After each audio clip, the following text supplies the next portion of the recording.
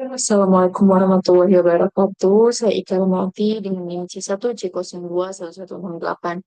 Di sini saya akan menjelaskan materi tentang akad musyawarah. Pengertian akad musyawarah.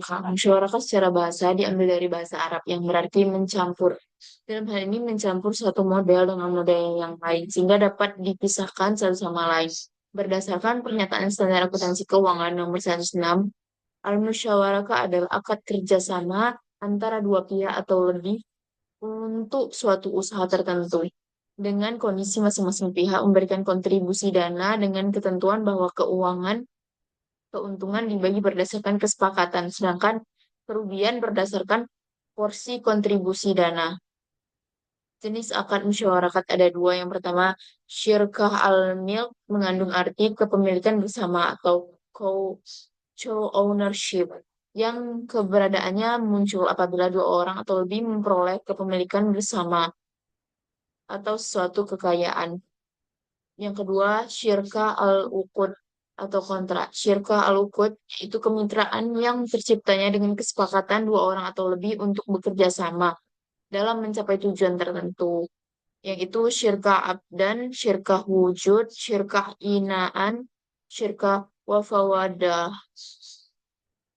Jenis akad musyawarakah berdasarkan pernyataan standar akuntansi keuangan atau PSAK, akad syirka dibagi dalam beberapa jenis. Yang pertama, musyawarakah permanen. Merupakan musyawarah dengan ketentuan bagian dana setiap mitra ditentukan saat akad dan jumlahnya tetap hingga akhir masa akad, itu PSAK nomor 106 para 06. Yang kedua, musyawarakah menurun atau musyawarakah mutanakisah. Ini merupakan musyawarah dengan ketentuan bagian dana salah satu mitra akan dialihkan secara bertahap kepada mitra lainnya, sehingga bagian dananya akan menurun dan pada akhirnya masa akan mitra lain tersebut akan menjadi pemilik penuh usaha masyarakat tersebut. Dasar syariah yang pertama Al-Quran. Maka mereka berserikat pada sepertiga. Quran Surah An-Nisa ayat ke-12. Dan sesungguhnya kebanyakan dari orang-orang yang berserikat itu sebagian mereka berbuat zolim kepada sebagian yang lain kecuali orang yang beriman dan mengerjakan amal soleh. Atau Quran Surat As-Sad ayat ke-24.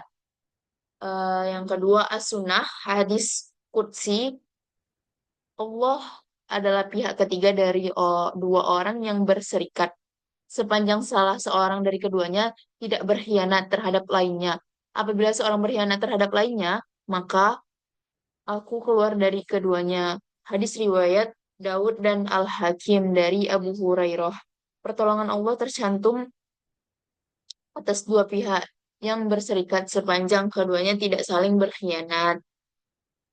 Penetapan nisbah dalam akad musyawarakah yang pertama ada pembagian keuntungan proporsi sesuai modal. Dengan cara ini keuntungan harus dibagi di antara para mitra secara proporsional sesuai modal yang disetorkan tanpa memandang apakah suatu jumlah pekerjaan dilaksanakan oleh para mitra sama atau tidak sama.